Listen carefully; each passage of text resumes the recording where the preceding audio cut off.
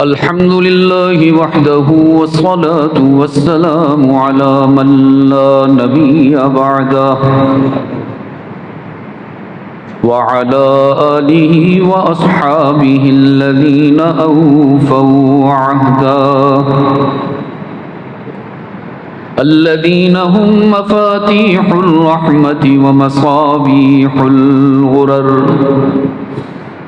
अऊज़ु बिल्लाहि मिनश शैतानिर रजीम। बिस्मिल्लाहिर रहमानिर रहीम।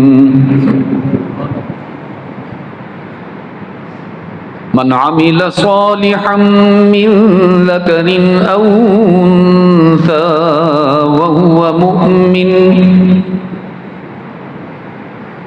फलनुहयियन्नहु हयातन तय्यिबह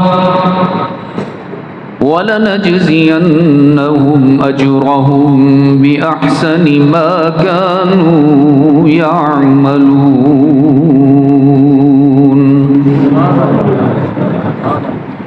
वक़ाल अल्लाहु तबारक व तआला फ़ी मक़ामिन आख़र वमन अअरज़ अन ज़िक्री फ़इन्न लहू मईशतन ज़ंका वनहशुरुहु यौमल क़ियामति अअमा क़ाल रब्बि लिमा हशरतनी अअमा वक़द कुन्तु बसीरा क़ाल कज़ालिक अततक आयातुना फ़नसीतहा फ़कज़ालिकल यौम तुन्सा। सदक़ल्लाहु मौलानल अज़ीम। वक़ाल रसूलुल्लाहि सल्लल्लाहु अलैहि वसल्लम इन्न लिकुल्लि नबिय्यिन दाअवतन क़द दअआ बिहा फस्तुजीब फजअल्तु दाअवती शफ़ाअतन लिउम्मती यौमल क़ियामह व सदक़ रसूलुहुन नबियुल उम्मियुल करीम व नहनु अला ज़ालिक लमिनश शाहिदीन वश्शाकिरीन वल्हम्दुलिल्लाहि रब्बिल आलमीन। अरबाब इल्म व दानिश, मुहतरम बुजुर्गों, अज़ीज़ दोस्तों, आज 13 अक्टूबर 2023 हम यहाँ करनाल वाली मस्जिद लिया पंजाब पाकिस्तान में जुमा की नशिस्त से क़ब्ल मुख्तसर से वक्त के लिए अपने रब की रज़ा तलाश करने जमा हुए हैं। मैं दुआगो हूँ कि अल्लाह हमारी आज की इस हाज़िरी को जन्नतुल फिरदौस का दरवाज़ा बना दे। कुरान करीम से 2 आयात मुबारका की मुख्तलिफ मकामात से मैंने तिलावत की और आपने समाअत की सआदत हासिल की, जिसमें हक़ ताला ने इरशाद फरमाया कि मर्द हो या औरत, अगर वो ईमान और अमल के मेयार पर पूरा उतरेंगे तो मेरी तरफ से उन्हें 2 इनामात से नवाजा जाएगा। कितने इनामात से? मर्द हो या औरत, अगर वो ईमान और अमल सालिह के मेयार पर पूरा उतरेंगे तो हक़ ताला फरमाते हैं मेरी तरफ से 2 इनामात मिलेंगे। एक इनाम का ताल्लुक़ दुनिया से है और दूसरे इनाम का ताल्लुक़ आखिरत से है।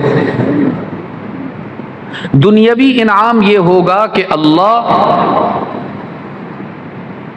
ईमान और अमल सालिह का एहतिमाम करने वाले की ज़िंदगी को काबिल रश्क बनाएंगे। मिसाल पेश करता हूँ, जैसा कि असहाब अहले बैत की ज़िंदगी ता क़यामत काबिल रश्क रहेगी कि ईमान और अमल सालिहा में उनके मेयार तक पहुँचना किसी और के लिए मुमकिन नहीं है। और आखरत का इनाम अल्लाह की तरफ से ये होगा कि हक़ ताला नेक मोमिन को अपना मेहमान बनाएंगे और खुद उसका मेजबान बन जाएंगे।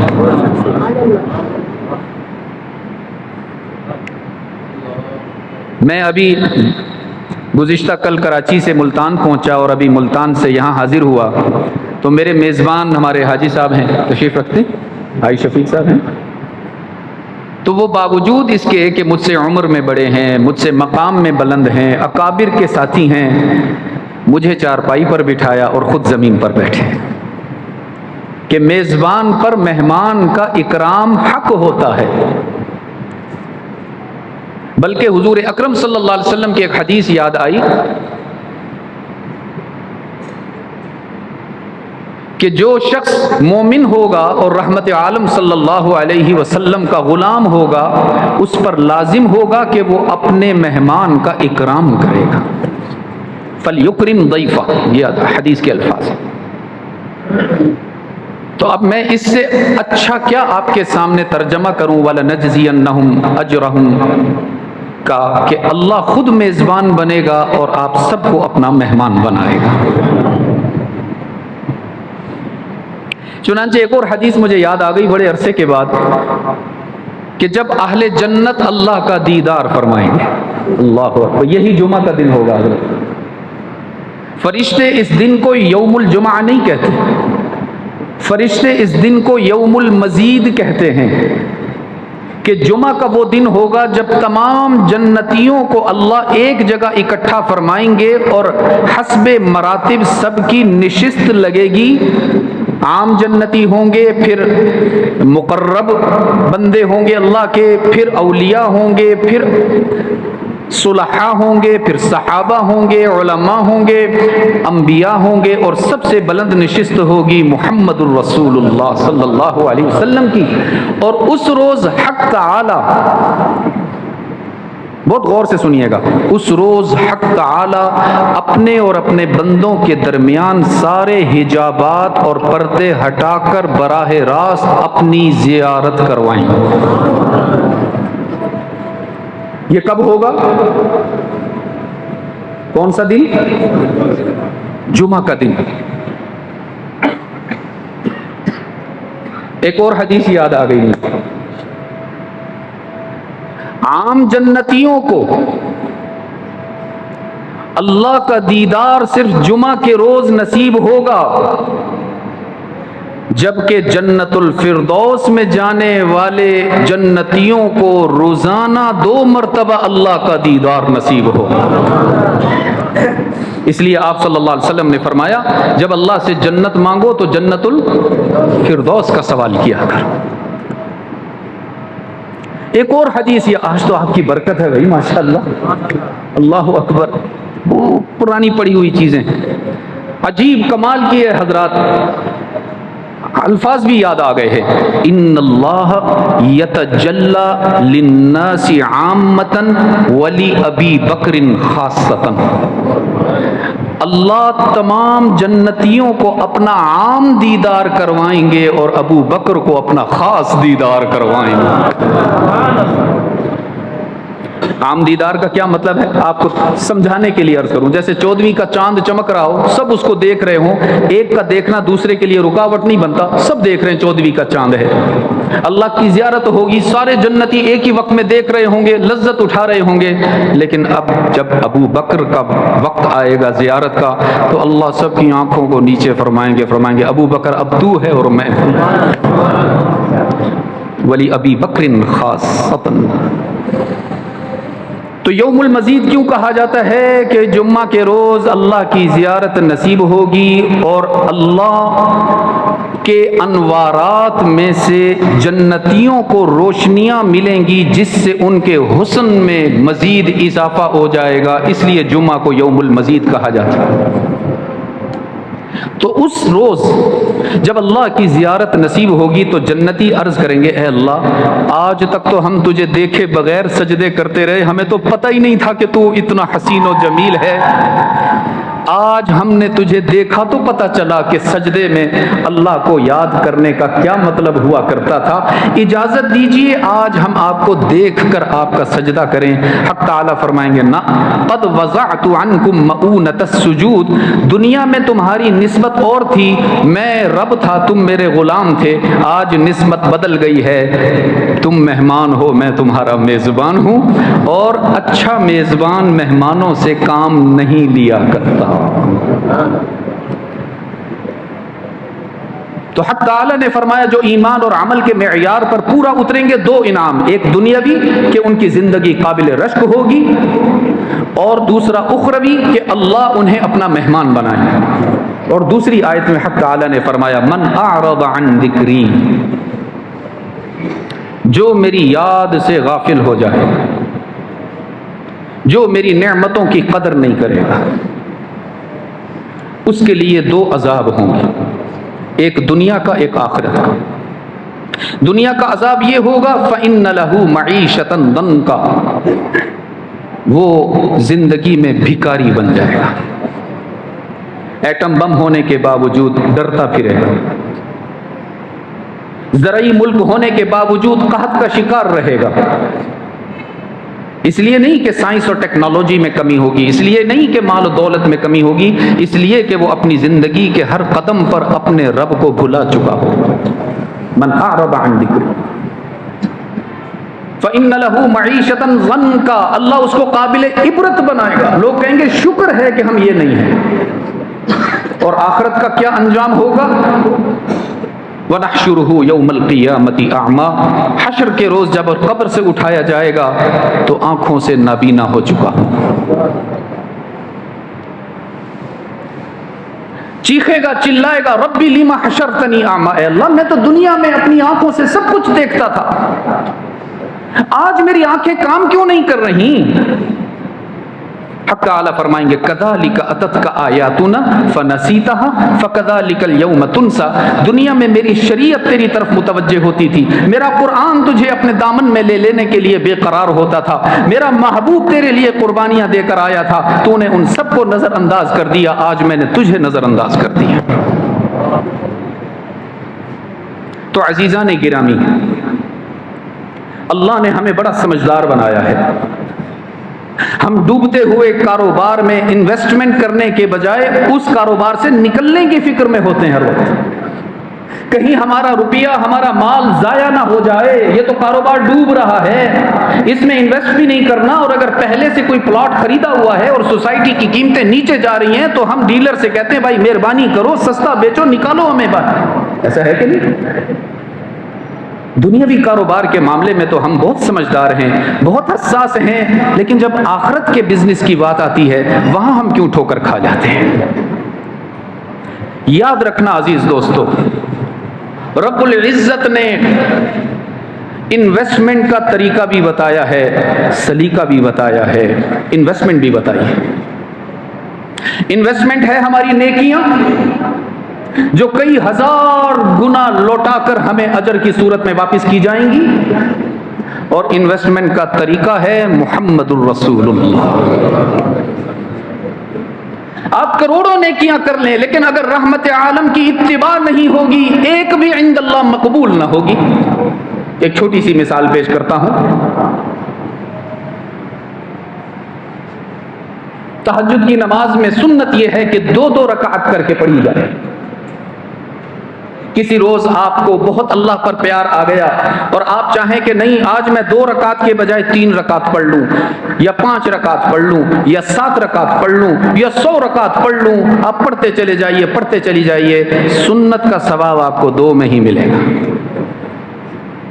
2-2 करके पढ़ने में मिलेगा।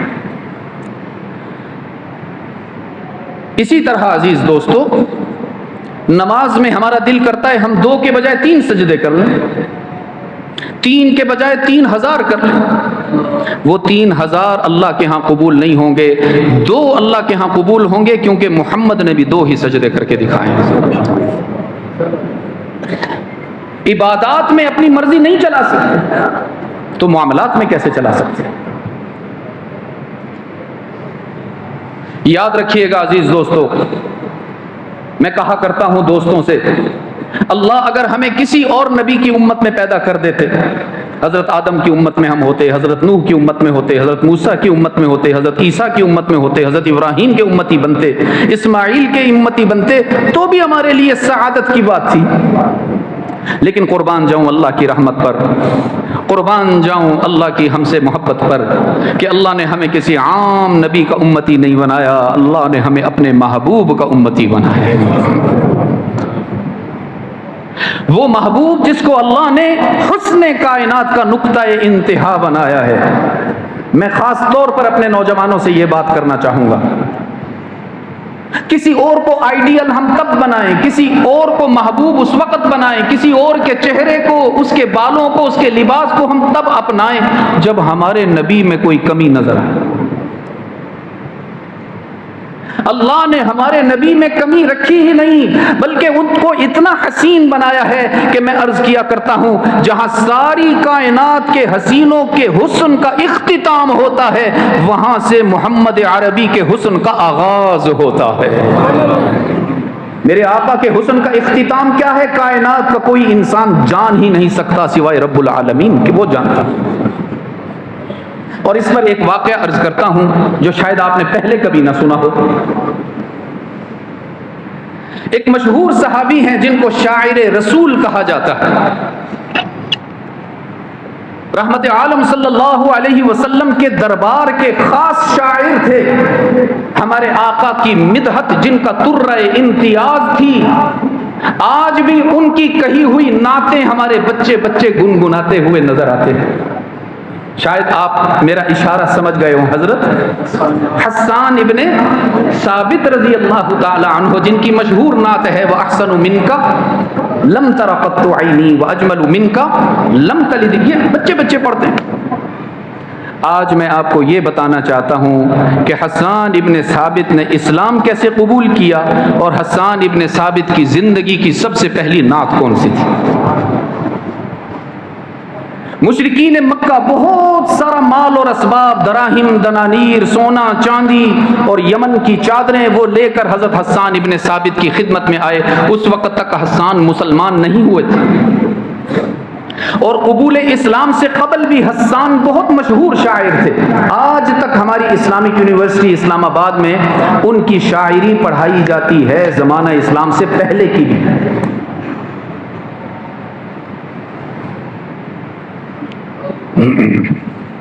कहने लगे हस्सान आपके लिए तहाइफ लेकर आए हैं, कबूल कीजिए। हस्सान ने कहा क्यों लेकर आए हो, वजह भी तो बताइए, काम भी तो बताइए, फिर तोहफा कबूल करूंगा। कहने लगे काम छोटा सा है। उन्होंने कहा बताओ तो सही। वो मुशरिकीन मक्का कहने लगे भाई काम ये है कि आपने मोहम्मद बिन अब्दुल्ला के खिलाफ शायरी करनी है, हम चाहते हैं उनके खिलाफ ऐसे अशआर बनाओ कि लोग उससे मोहब्बत न करें, उससे नफरत करने लगे। समझ रहे हैं आप लोग?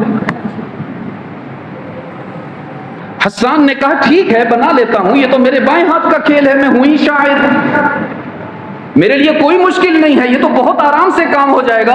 लेकिन एक बात मेरी सुन लो, वो मोहम्मद जो है वो हमसाया तुम्हारा है, पड़ोसी तुम्हारा है, रिश्तेदार तुम्हारा है, कबीला तुम्हारा है, तुमने उसको अच्छी तरह देखा है, एक मेहरबानी करो, उसमें कोई ऐब या कमी हो तो मुझे बता के जाओ।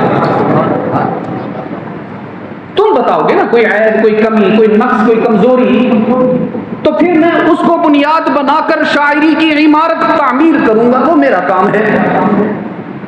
तो गौर से सुनना लैया के रोशन ज़मीरों, वो मुशरिकीन मक्का कहने लगे हस्सान 40 साल हो गए अब्दुल्ला के यतीम को देखते हुए, लात और उज़्ज़ा की कसम आज तक मोहम्मद में कोई ऐब नजर ही नहीं आया। हम लोग पता नहीं किस किस की जिंदगी अपनाए फिरते,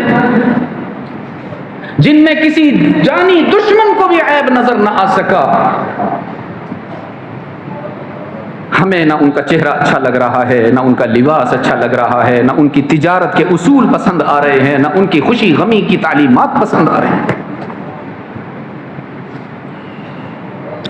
हसन ने कहा अच्छी बात है, फिर अब मैं कैसे शायरी करूं? उन्होंने कहा हम आपको और भी इनाम देंगे, ऐब भी आप खुद तलाश करो मोहम्मद सल्लल्लाहु। याद रखना ये तब की बात है जब हसन मुसलमान नहीं हुए थे। कहने लगे अच्छा वो मुझे कहां मिलेंगे? मुशरिकीन मक्का ने कहा वो फलां रास्ता है, रोजाना वहां से गुजरते हैं, वहां बैठ जाना, वो तुम्हारे सामने से गुजरेंगे तो कोई ना कोई ऐब तुम्हें नजर आ ही जाएगा ना। उन्होंने कहा बहुत अच्छी बात है। हसन इब्ने साबित उस रास्ते में जाकर बैठ गए जहां रहमत आलम सल्लल्लाहु अलैहि वसल्लम ने गुजरना था, और निगाहों में तनकीद लेकर बैठे कि अभी मोहम्मद गुजरेगा, देखूंगा उसकी चाल कैसी है, उसके रुखसार कैसे हैं, उसके बाल कैसे हैं, उसका जिस्म कैसा है, कद्दो कामत कैसी है, उसकी निगाह कैसी है, कहीं ना कहीं तो कोई ना कोई ऐब नजर आएगा ना। हजरत इसको समझ रहे हैं आप मेरी बात? बैठ गए। हसन इंतजार कर रहे हैं कि इतना में आमना का लाल आ गया, वो शहनशाह जमाल आ गया, वो बादशाह खुश खसाल आ गया, वो जात आ गई जिससे ज्यादा खूबसूरत अल्लाह ने किसी को बनाया ही नहीं है। वो जात आई कि जिसके चमकते चेहरे से चांद भी रोशनी हासिल करता हुआ नजर आता है। वो महबूब आ गया कि सूरज भी उसके सामने शर्माता नजर आता है। रहमत आलम सल्लल्लाहु अलैहि वसल्लम बस उस रास्ते से गुजर कर चले गए, न हसन से बात की, न हसन को देखा, बस उनको गुजरते देख कर हसन अपना दिल हार कर मोहम्मद के कदमों में आ गए। हमें अपने महबूब का चेहरा ना पसंद आए,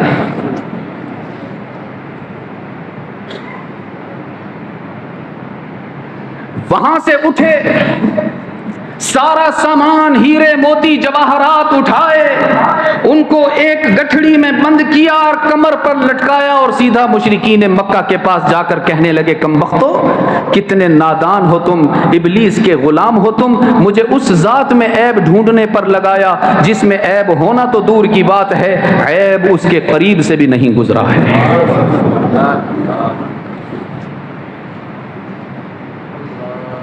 और फिर वो नात पढ़ी, फरमाया व इज़ा रअयतु अनवारहु सतअत, व इज़ा रअयतु अनवारहु सतअत, वदअतु मिन खीफती कफ़ी अला बसरी, खौफन अला बसरी मिन हुस्नि सूरतिही, फलस्तु अंजुरुहु इल्ला अला क़दरी, फरूहुम मिनन नूर फी जिस्मिन मिनल क़मरी, कहिलियतिन नुसिजत अंजुमिज़ ज़ुहरी। हसन कहने लगे उस जात के बारे में तुम्हें क्या बताऊं, जिसको देखकर मुझे यूं लगता था जैसे 14वीं रात का चांद सुनहरा लिबास पहनकर फर्शे जमीन पर चलता फिरता। हसन कहने लगे उस जात के बारे में मैं क्या ऐब तलाश करूं जिसमें मेरे रब ने ऐब रखा ही नहीं। कितने नादान तुम, अक्ल के गुलाम हो तुम, शैतान के पुजारी हो तुम, उस मोहम्मद से नफरत सिखा रहे हो जिसका हक बनता है कि सारी कायनात की दीवानी बन जाए। मुशरिकीन मक्का कहने लगे हसन तुम्हें क्या हो गया, हमने तो तुम्हें कलाम बनाने भेजा था, किसी और काम के लिए भेजा था, ये क्या इनकलाब आ गया। हसन कहने लगे तुमने मुझे कलाम बनाने भेजा, रब ने मेरा काम, तुम सब गवाह हो जाओ, मैं तुम सबको गवाह बनाकर ऐलान करता हूं अशहदु अन्ना मुहम्मदर रसूलुल्लाह। आज के बाद हसन की जान मोहम्मद के लिए है, हसन का कलाम भी मोहम्मद के लिए सल्लल्लाहु। ऐसा हसीन बनाया अपने महबूब को। अजीज दोस्तों, यूं तो अल्लाह ने हर नबी को हुस्न जमाल अता फरमाया, लेकिन रब्बे काबा की कसम, जैसे मेरे आका अंबिया के नमाज में इमाम बने हैं, ईमान में इमाम हैं, बिल्कुल इसी तरह हुस्न जमाल में भी ईमान है। यही वजह है कि जिब्राईल ने गवाही दे दी थी, फरमाया कल्लब्तु मशारिकल अर्दि व मगारिबहा। जिब्राईल ने अर्ज किया, मैंने कुर्राए अर्ज का कोना कोना छान मारा है, मशरिक भी गया हूं, मगरिब भी देख के आया हूं, शमाल के भी चक्कर लगाए हैं, जुनूब भी घूम के आया हूं।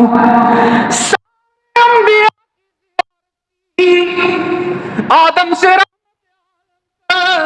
तमाम अंबिया के हुस्नो जमा के बैठा हूं। मैंने आदम की तौबा भी देखी, मैंने नूह की दावत भी देखी, मैंने मूसा का जलाल देखा, मैंने यूसुफ का जमाल भी देखा, मैंने ईसा का ज़ोद और तकवा भी देखा, मैंने अय्यूब का भी देखा, मैंने सुलेमान की भी देखी।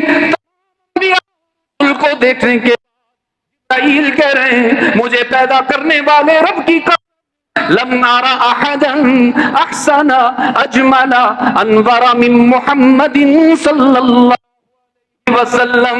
मैंने मोहम्मद से ज्यादा किसी को हसीन नहीं देखा है। जिसके हुस्न से जिब्राईल भी इंस्पायर हुआ है। पता नहीं हमें क्या हो गया, जिनके बारे में मैंने शायद आपको पहले भी किसी मौका पर सुनाया था। सैयदा आयशा रजी अल्लाह ताला अन्हा ने उनके हुस्न जमाल का नक्शा खींचा,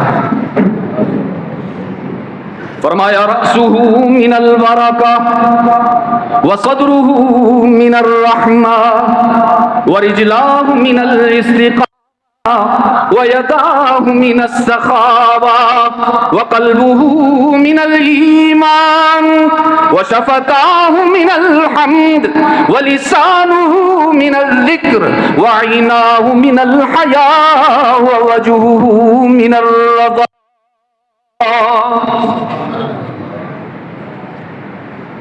हमारा जिस्म भी अल्लाह की नेमत है, हमारा निजाम तनफ्फुस भी अल्लाह की नेमत है, ऑक्सीजन, कार्बन डाइऑक्साइड, ये सब अल्लाह की नेमतें हैं। लेकिन रब्बे काबा की कसम, मोहम्मद जैसी नेमत कोई नहीं है। सैयदा आयशा फरमाती हैं, अल्लाह ने मेरे महबूब के सरे अक़दस को बरकतों का इस्तिआरा बनाया, महबूब के सीने को रहमतों का खजीना बनाया, रहमतों का खजीना। लैया के रोशन ज़मीरों, हम रोजाना देखते हैं किसी को थोड़ा सा माल मिल जाए मगरूर हो जाता है, थोड़ी सी शोहरत मिल जाए मुतकब्बिर हो जाता है, कोई एमपीए बन जाए, एमएनए बन जाए, वजीर बन जाए तो मिजाज ही काबू नहीं आते, कोई वर्कर दौड़ता हुआ आए तो गाड़ी का शीशा ऊपर कर लेते हैं, किसी से हाथ मिलाना पसंद नहीं करते, कोई मिलने के लिए आ जाए तो घर में मौजूद चौकीदार से कह देते हैं साहब घर पर नहीं। ये हमारा ज़र्फ है। और कुर्बान जाऊं आमना के लाल पर, कुर्बान जाऊं अब्दुल्ला के यतीम पर, जिसकी अजमत का ये आलम है कि उंगली उठा चांद टुकड़े होता हुआ नजर आ, जिनकी बुलंदी का ये आलम है कि सर झुकाए तो वही के फूल झड़ते हुए नजर आते हैं, जिनकी अजमत का ये आलम है कि उनकी लिबास की अदाओं को अल्लाह ने कुरान की आयात बनाया है, जिनकी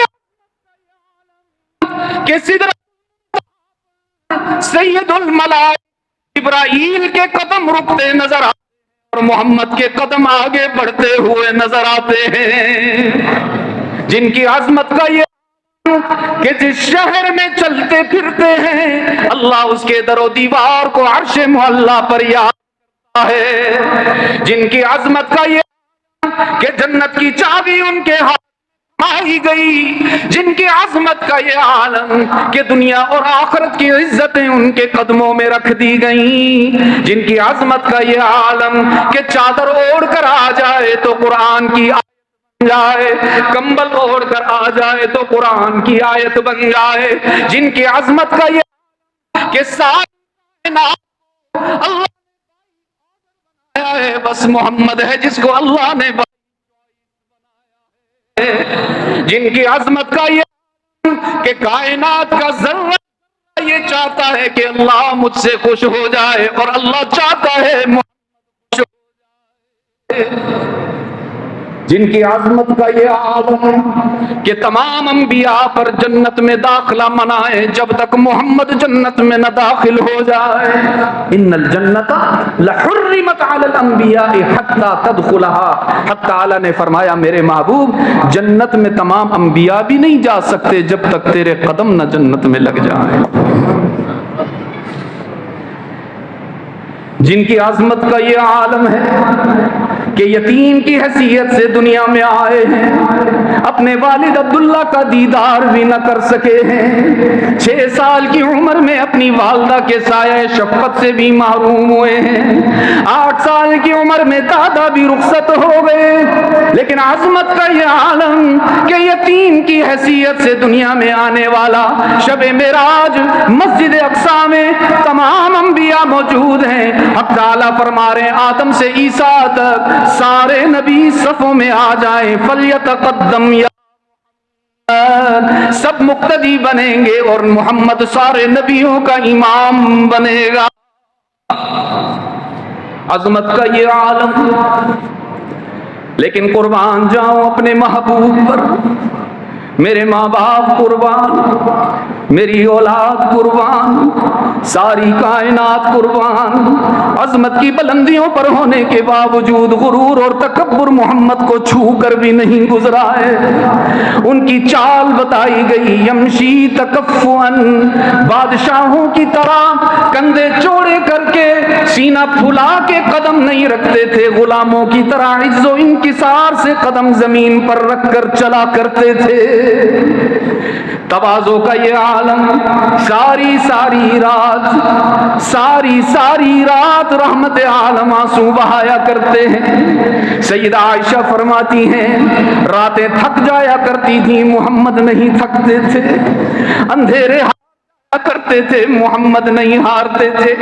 फरमाती हैं एक रात बड़ी अजीब अदा मेरे सामने आई, मेरे आका ने नमाज की नीयत बांध ली, मैंने सोचा थोड़ा सा तिलावत करके रुकू फरमा लेंगे, लेकिन उनकी तिलावत बढ़ती चली गई, घंटों पर घंटे गुजरते चले गए, रात की तन्हाइयां हमगीर होती चली गई, रात के सन्नाटे ने पूरी कायनात को अपनी आगोश में ले लिया, लेकिन मोहम्मद के होठों पर कुरान की तिलावत चल रही है। सैयदा फरमाती हैं मैंने सामने से आकर अपने महबूब के चेहरे को देखा तो मैंने देखा मेरे महबूब का रो रो कर दाढ़ी भी तरबतर है, आंखें भी सुर्ख हो गई। फरमाती है मेरी नजर गरीबान पर गई तो गरीबान भी आंसुओं से तरबतर नजर आया, फिर मेरी नजर उनके कदम मुबारक पर गई, हत्ता तबर्रमत कदमा, फरमाती है मेरे नबी के पांव भी खड़े खड़े सूज गए, पिंडलियां मुतवर्रम हो गईं। फिर फरमाती हैं मैंने सोचा जरा कान लगाकर सुनूं तो सही ना मेरे आका क्या तिलावत फरमा रहे हैं, क्यों इतना गिरिया औजारी फरमा रहे हैं, क्यों इतने अश्क बहा रहे हैं, क्यों इतने रोते हुए नजर आ रहे हैं कि सीने से हंडिया के उबलने की आवाज आ रही है, जिस्म मुबारक पर लर्जा और कपकपी तारी है।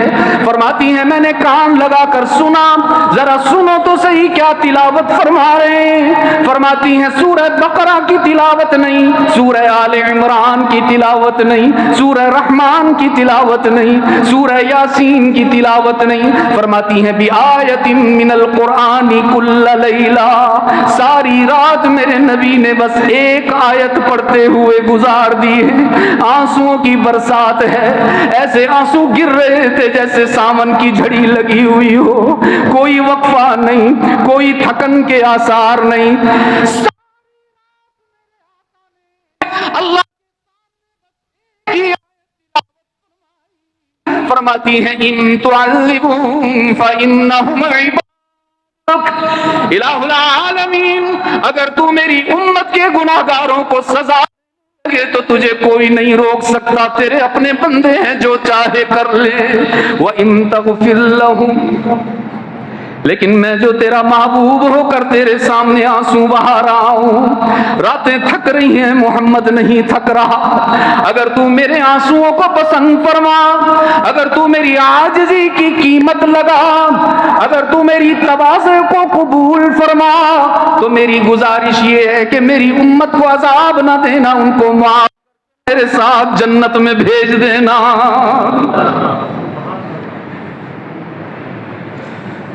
सैयदा फरमाती हैं, हज़रत आयशा रज़ी अल्लाह ताला अन्हा फरमाती हैं लम्मा रअयतु मिनन नबी सल्लल्लाहु अलैहि वसल्लम तीब नफ्स, एक रोज मैंने देखा मेरे आका तहज्जुद के वक्त में मुझे मुस्कुराते हुए नजर आए। हालांकि वो वक्त तो आम तौर पर आंसू बहाने का होता है ना, हमें भी अल्लाह तौफीक दे तहज्जुद में तो हम कोशिश करते हैं जोर वोर लगा के कोई एक आधा आंसू निकल ही आए ना। अजीज दोस्त, इन आंसुओं को हकीर न जाना करो, याद रखना। मैं कहा करता हूं दुनिया की कोई ताकत, दुनिया की कोई हुकूमत, दुनिया की कोई शख्सियत अल्लाह से उसका फैसला तब्दील नहीं करवा सकती, बस आपका आंसू है जो उसके फैसलों को बदल देता है। दुनिया वाले कहते हैं तुमसे गलती हो तो सही ना, जरा हम तुम्हारे अगले पिछले हिसाब बराबर करेंगे, और तुम्हारा रब कहता है कोई नेकी करके लाओ तो सही ना, अगले पिछले गुनाह माफ कर दूं। फरमाती है लम्मा रअयतु मिनन नबी सल्लल्लाहु अलैहि वसल्लम तीब नफ्स, मैंने देखा एक रोज मेरे आका मुझे मुस्कुराते हुए नजर आए। सैयदा आयशा फरमाती हैं मेरे दिल ने गवाही दी आज मोहम्मद फर्श पे खुश है तो रब्बे मोहम्मद अर्श पे खुश होगा।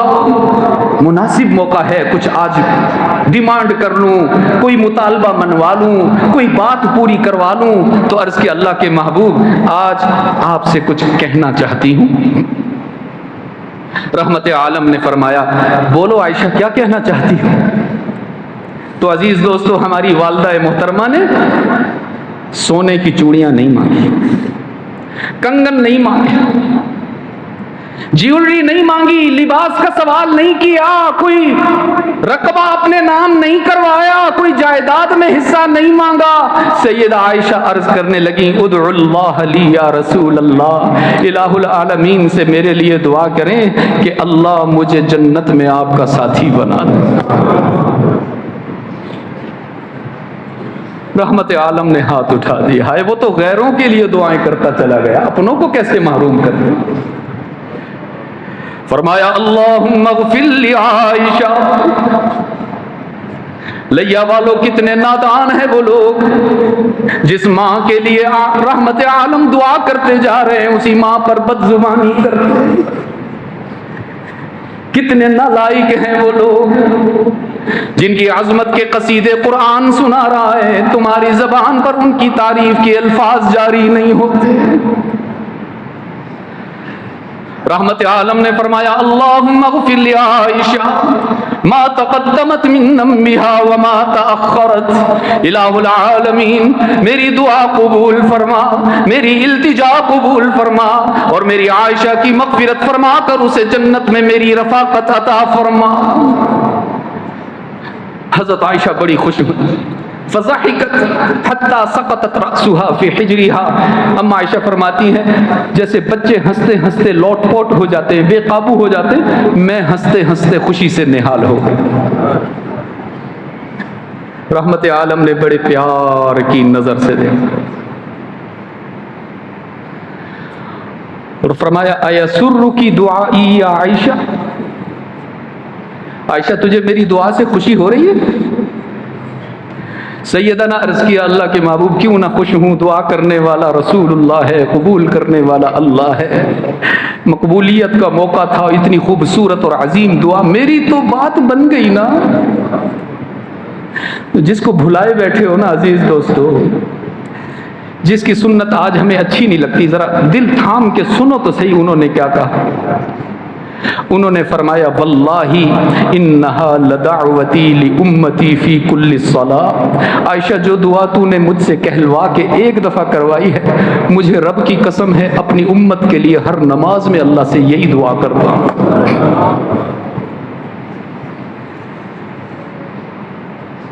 इसलिए मैं कहता हूँ कि इस पर ना कभी कभी शुक्राने के नवाफिल पढ़ा करो कि अल्लाह ने मोहम्मद का उम्मती बनाया।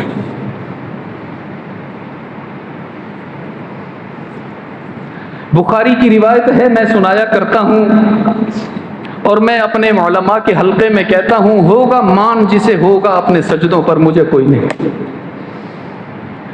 लोगों को होगा मान अपने हज पर, अपने उम्रे पर, कि हमारा हज हमें जन्नत दिलवाएगा, हमारा उम्रा हमें जन्नत दिलवाएगा, हमारा रोज़ा हमें जन्नत दिलवाएगा, हमारा हाफिज बच्चा हमें जन्नत दिलवाएगा। रब्बुल इज़्ज़त की कसम, न मुझे अपने किसी सजदे पर मान है, न अपने उम्रे पर मान है, न अपने हज पर मान है। मुझे तो बुखारी की इस रिवायत पर मान है कि अगर मुझे जन्नत मिली तो रहमत आलम की इस हदीस की वजह से मिलेगी कि रहमत आलम सल्लल्लाहु अलैहि वसल्लम ने फरमाया था, इन्ना लिकुल्ली नबिय्यिन दावा। किताबुल अदइया में है, मैं हवाला दे के जा रहा हूँ साथ में, कमजोर बात नहीं कर रहा।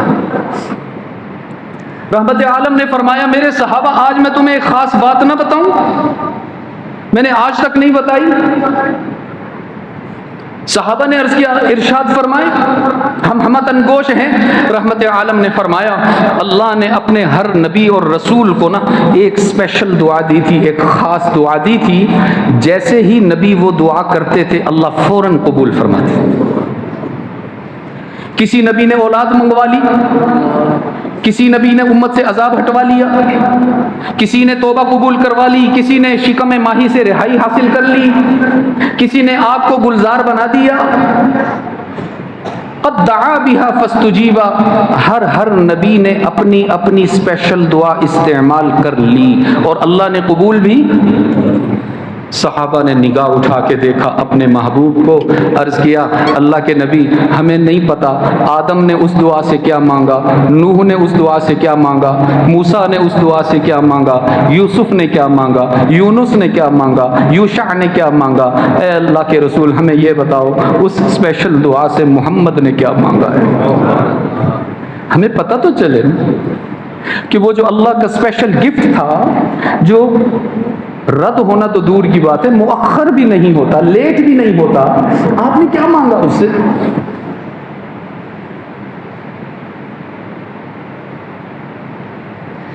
रहमत आलम सल्लल्लाहु अलैहि वसल्लम ने फरमाया, मैंने आज तक वो दुआ इस्तेमाल नहीं की,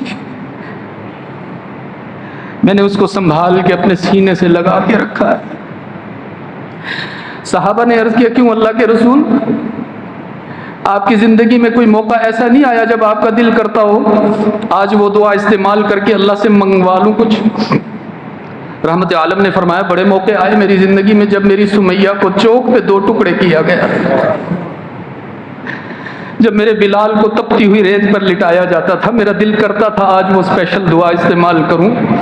जब मुझे मक्का से हिजरत करनी पड़ी, जब ताइफ के सफ़र पे मुझे पत्थर पड़े थे, जब ओहद के मैदान पर मेरे दांत शहीद हुए थे, जब मेरे चचा हमजा की लाश के 11 टुकड़े हो गए थे, और जब मेरी बेटियों को तलाक पड़ी थी, जब मुझे बताया गया कि मेरा आखिरी बेटा सैयदुना इब्राहिम दुनिया छोड़ने लगा है, 1.5 साल का बच्चा था, मैं जल्दी से अपने घर गया तो मैंने देखा मेरा बच्चा तो आखिरी सांसें ले रहा है। मैंने उसको अपने सीने से लगाया, अल्लाह ने उसकी रूह कब्ज़ कर ली तो उसकी माँ तड़प के बाहर आई और कहने लगी, अल्लाह के रसूल वो स्पेशल दुआ इस्तेमाल करो, हमारा बच्चा था आखिरी, पता नहीं और मिले ना मिले, अल्लाह से दुआ करो ना अल्लाह इब्राहिम को वापस जिंदा कर दे। रहमत आलम ने फरमाया, मैंने उस मौके पर भी वो दुआ इस्तेमाल नहीं, मैंने अपने सीने से लगा के रखी।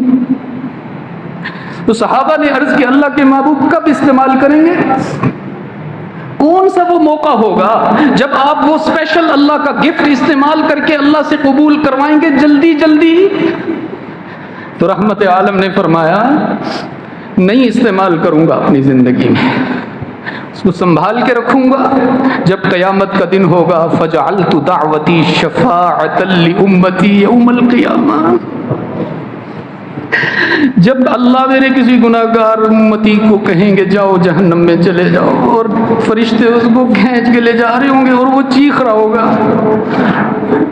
चिल्ला रहा होगा, उस रोज मोहम्मद हाथ जोड़ के खड़ा हो जाएगा और कहेगा या अल्लाह, तेरा दिया हुआ तोहफा मैंने दुनिया में इस्तेमाल नहीं किया था, आज करना चाहता हूँ, मेरी सारी उम्मत को जहन्नम से बचाकर मेरे साथ जन्नत में दाखिल कर।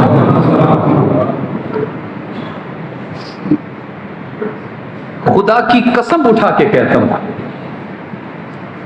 अल्लाह के घर में बैठ के कहता हूँ, हमारे माँ बाप ने हमारे लिए इतने आंसू नहीं बहाए होंगे जितना हमारे नबी ने हमारे लिए आंसू बहाए। उलमा फरमाते हैं 23 साला नबूवत के दौर में कोई दिन या रात ऐसा नहीं गुजरा जब हमारे आका ने अल्लाहुम्मा ग़फ़िर लि उम्मती की दुआ न की। यार किसको छोड़े बैठे हैं हम लोग? अभी हम कहते हैं फलां जमात आएगी, फलां सियासी जमात आएगी, फलां शख्सियत आएगी, मुल्क के हालात ऐसे ठीक हो जाएंगे। नहीं ठीक होंगे। आपने ये मुल्क हासिल, अल्लाह ने ये मुल्क हमें अता फरमाया ला इलाहा इल्लल्लाह की बुनियाद पर, मुहम्मदुर रसूलुल्लाह की बुनियाद पर। वो अगर ठीक भी होगा तो अल्लाह के करम से ठीक होगा, मोहम्मद की गुलामी से ठीक होगा। हम लोगों ने झूठा वादा किया था क्या अल्लाह से? क्या हम लोग झूठे हैं? हमारे आबाओ अजदाद ने इस मुल्क के लिए जो कुर्बानियां दी थी वो सब धोखा था क्या? उन्होंने तो अल्लाह से वादा करके जान दी थी कि ये टुकड़ा, ये खित्ता अर्जी इसलिए ले रहे हैं कि इसको पाक बनाएंगे। नाम क्या रखा था इसका?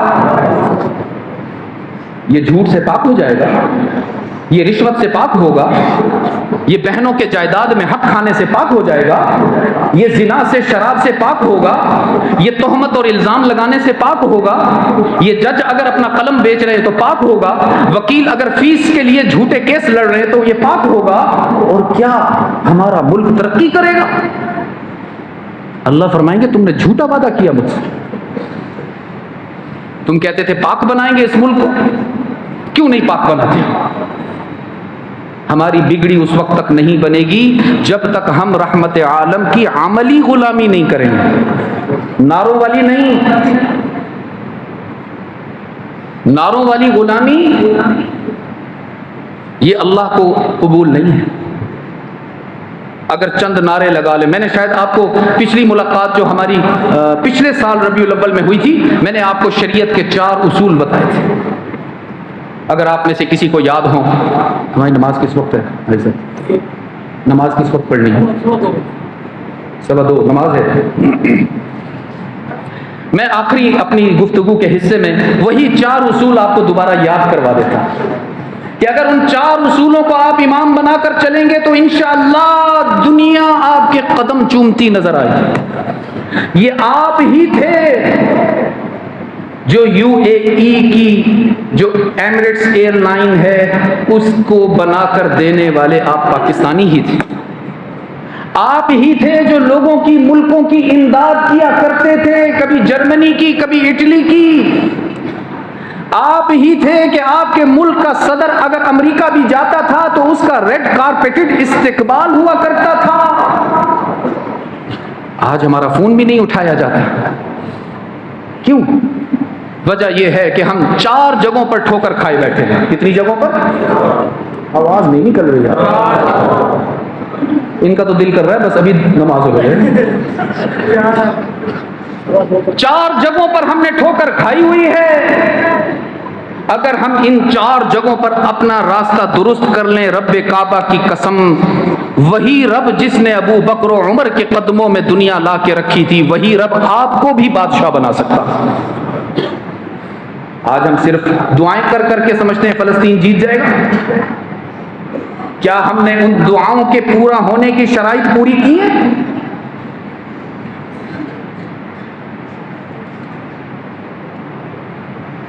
हाय हाय हाय। 4 शराइत, और जल्दी से याद रखना उनको। उस दिन भी कहा था, आज फिर कहता हूं, जिंदगी का पता नहीं, मैं हर वक्त मौत की सवारी पर होता हूं, इसलिए मैं बहुत ही सच्चाई के साथ आपके सामने अर्ज कर रहा हूं। सबसे पहला उसूल है शरीयत का कि रहमत आलम की सीरत, रहमत आलम की शरीयत, रहमत आलम की शख्सियत सिर्फ मनाने के लिए दुनिया में नहीं आई, उसको अपनाया जाता है। मेरे आका की शख्सियत सिर्फ मनाने के लिए नहीं बल्कि अपनाने के लिए है। अगर सिर्फ मनाने के लिए होती तो अबू जहल ने भी मनाई थी। सबसे पहली खुशी जो मनाई थी इस कायनात में रहमत आलम की विलादत पर, तो अबू लहब ने लोंडी आजाद की। पूछ लीजिए उलमा से। मेरे आका की शरीयत, मेरे आका की सुन्नत, मेरे आका की शख्सियत सिर्फ मनाने के लिए नहीं है बल्कि, ऊंचा बोले ना, अपनाने के लिए है। दूसरा ज़ाब्ता, दूसरा उसूल, जब तक आका की सीरत को इमाम नहीं बनाएंगे, जब तक आका की शरीयत को फॉलो नहीं करेंगे, जब तक आका की हर सुन्नत को अहमियत देकर उसकी पैरवी करके उसको अपने जिस्म पर लागू नहीं करेंगे, बिगड़ी नहीं बनेगी, मंजिल को नहीं पहुंचेंगे। तीसरी गुजारिश मैंने ये की थी कि शरीयत का ज़ाब्ता है, कानून है, उसूल है कि मेरे आका की पूरी शरीयत की इमारत जिस बुनियाद पे खड़ी है वो अकीदा तौहीद है। अल्लाह की ज़ात, उसकी सिफात, उसकी ताकत, कुदरत में कोई शरीक है नहीं है। और चौथा उसूल मैंने ये अर्ज किया था कि अगर अकीदा तौहीद में कमजोरी हो गई, अगर हमने अपने सर को फुटबॉल बना लिया जो कभी कहीं जाता है, कभी कहीं झुकता है, कभी किसी दरबार पे, कभी किसी सरकार पे, कभी किसी के कदमों पर, कभी किसी की कब्र पर, तो फिर रहमत आलम की गुलामी भी जन्नत में नहीं ले जा सकेगी। याद रखना। और ये बात मैं कुरान से, बाकी सब बातें भी कुरान से साबित करता, वक्त अगर होता ये आखिरी बात अर्ज करता। फरमाया कुल अफ़ग़ैरल्लाहि तअमुरूनी अअबुदु अय्युहल जाहिलून। मुशरिकीन मक्का लालच दे रहे थे अब्दुल्ला के यतीम को कि मोहम्मद आओ हम थोड़ा कंप्रोमाइज कर लेते हैं, आप हमारे बुतों की इबादत कर लो, हम आपके रब की इबादत करते हैं, आप हमारे और उज़्ज़ा और हुबुल के सामने सजदा कर लो, उनको मुश्किल कुशा लो, उनसे औलाद मांगा करो, उनसे बारिश का सवाल किया करो, बदले में हम भी आपके रब को अपना माबूद मान लेंगे, और अगर आप ये मुआदा कर लो हमसे तो हम आपको दौलत भी देंगे, हम आपको सरदार भी बनाएंगे, जहां कहोगे उस खानदान में आपका रिश्ता भी करवाएंगे। रब्बुल आलमीन ने फरमाया कुल, मेरे महबूब ज़बान आपकी होगी, ऐलान मेरा होगा, दो टोक ऐलान कर दीजिए, अफ़ग़ैरल्लाहि तअमुरूनी आबुद। कितने नादान हो तुम, जाहिलों के इमाम हो तुम, क्या तुम मुझसे ये तवक्को रखते हो कि मैं बुतों के आगे सर झुका लूं? उनको माबूद मानना तो दूर की बात, मोहम्मद तो अपने दिलो दिमाग में गैरुल्लाह का तसव्वुर भी नहीं ला सकता। क्यों? कि अल्लाह ने कानून बता रखा है। क्या बता रखा है? कानून जिसमें रियायत नहीं होती। फरमाया वलक़द ऊहिया इलैका व इलल्लज़ीना मिन क़ब्लिक, मेरे महबूब आपके लिए भी यही कानून, और आपसे पहले तमाम अंबिया और रुसुल के लिए भी यही ज़ाब्ता, यही दस्तूर और यही उसूल था कि लइन अशरकत लयहबतन्ना अमलुक।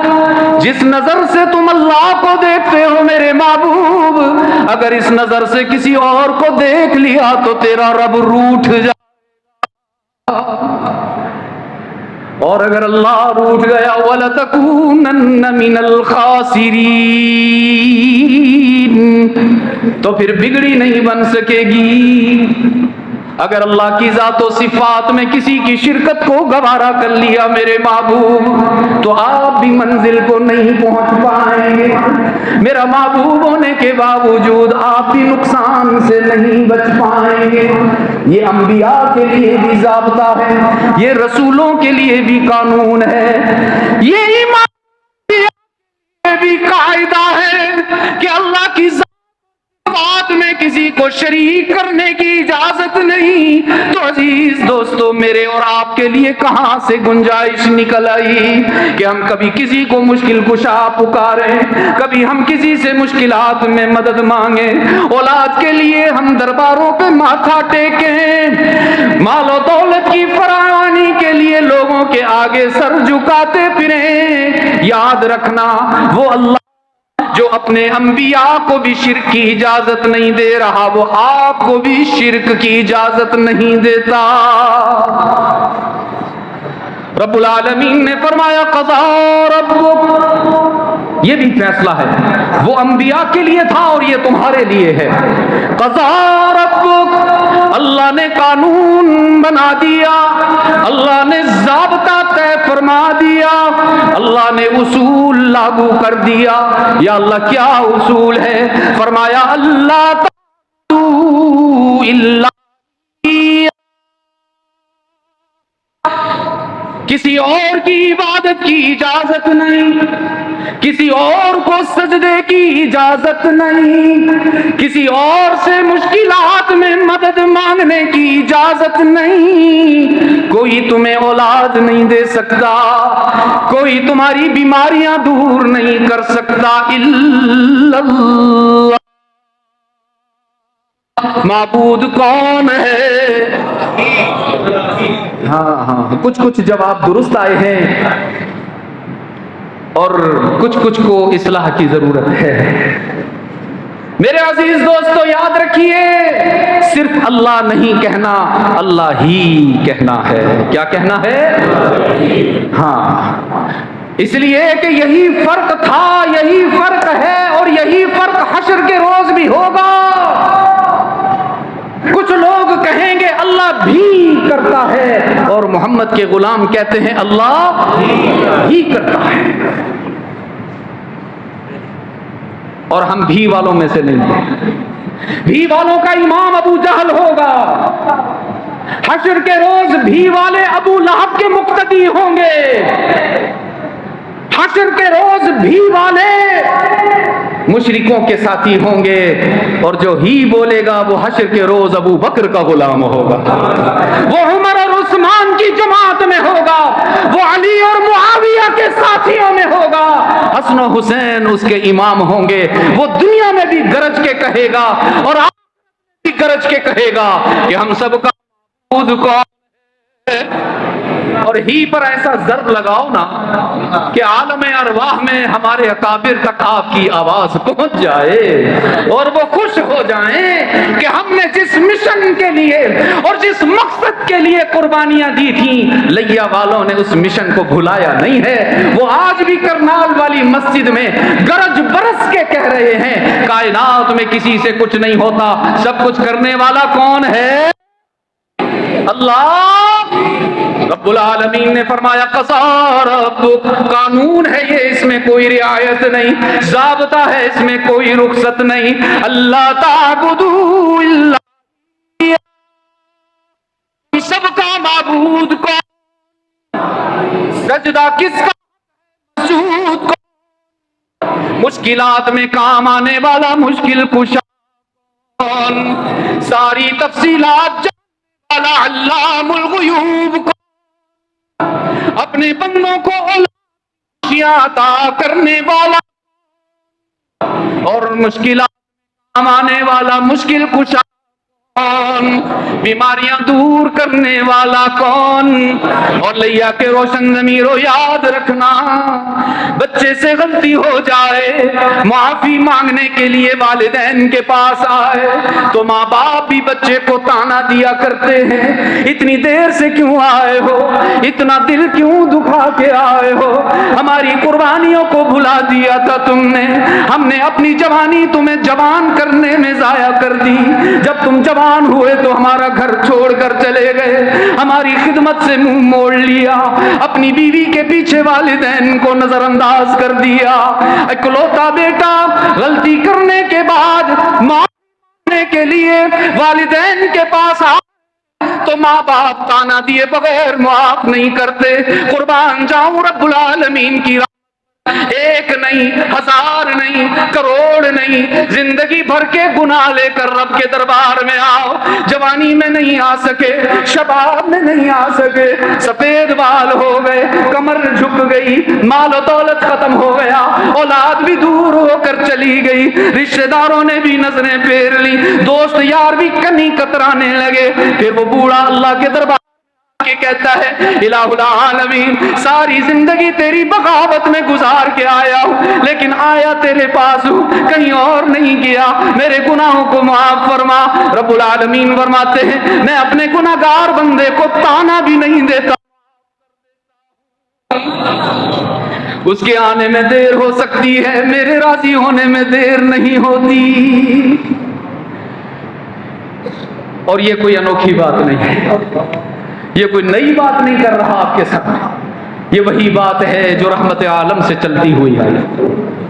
फरहान की बुलंदी पर मेरे आका ने ऐलान फरमाया था, फरमाया कूलू ला इलाहा, कोई नहीं माबूद, कोई नहीं मसजूद, कोई नहीं अल्लामुल गुयूब, लात मनात कारसाज नहीं, उज़्ज़ा और हबल मुश्किल कुशा, कायनात में कोई कुछ नहीं कर सकता इल्लल्लाह,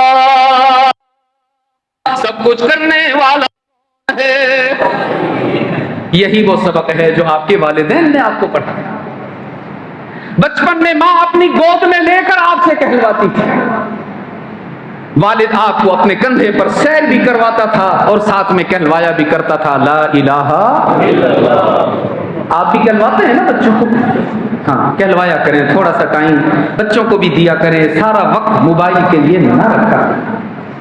बच्चों को वक्त दिया कीजिए, रात को सोने से पहले, सुबह स्कूल जाने से पहले उन्हें कहा कीजिए, बेटा आज जरा सबक तो सुना दो ना, ताकि मेरा दिल मुतमईन हो। ये अंबिया की सुन्नत है, याद रखना। हजरत याकूब अलैहिस्सलातु वस्सलाम ने आंखें बंद होने से पहले अपने बच्चों को अपने करीब बुलाया और फरमाया, मा ताअबुदून मिन बादी, मेरे बच्चों जरा मेरा सबक तो सुनाओ ना, दुनिया छोड़ने लगा हूं ताकि इत्मीनान हो जाए, तुमने मेरा सबक याद रखा हुआ है, जरा बताओ तो सही, जिंदगी के सफर में माबूद किसको मानोगे, सजदा किसका करोगे, मुश्किलात में मदद किससे मांगोगे, औलाद देने वाला कौन है। सारे बच्चों ने बैक जबान जवाब दिया, नाबुदु इलाहक, अब्बा तेरा सबक नहीं भुलाया, तेरा सबक याद रखा है, सीने से रखा है, मरना पड़ा तो मर जाएंगे, जलना पड़ा तो जल जाएंगे, रेजा रेजा होना पड़ा तो हो जाएंगे, लेकिन माबूद अल्लाह के सिवा किसी को नहीं मानेंगे। और यही तर्जमा है उस कलमे का जो मैं आपसे अर्ज कर रहा हूं, अपने बच्चों को सिखाया करो, सिखाएंगे ना इंशाअल्लाह। उनको बार बार पढ़वाया करें, उनको बार बार सिखाया करें, लेकिन वही सिखाएंगे जिनको खुद भी याद हो, जो खुद भी पढ़ते रहेंगे, जो जिंदों में जिंदों की तरह रहेंगे। रहमत आलम ने फरमाया था, मसलुल लज़ी यज़कुर वल्लज़ी ला यज़कुर मसलुल हय्य वल मय्यित, अल्लाह का जिक्र करने वाले जिंदा की तरह होते हैं और अल्लाह का जिक्र ना करने वाले। तो क्या ख्याल है, आप सब लोग जिंदा ही बैठे हैं माशाअल्लाह, तो थोड़ा सा इम्तिहान ना ले लूं आपका, सबक याद भी हो जाए, जिंदगी का सबूत भी हो जाए। ला इलाहा इल्लल्लाह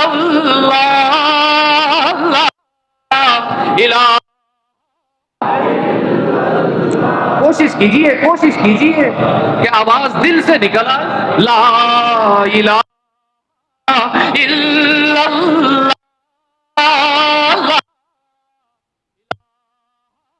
इल्लल्लाह। ये मेरा ईमान है, मेरे इलाह तेरे सिवा। ये मेरा ईमान है, मेरे इलाह तेरे सिवा। कोई दाता नहीं न कोई दूसरा, कुशा इलाह इल्लल्लाह,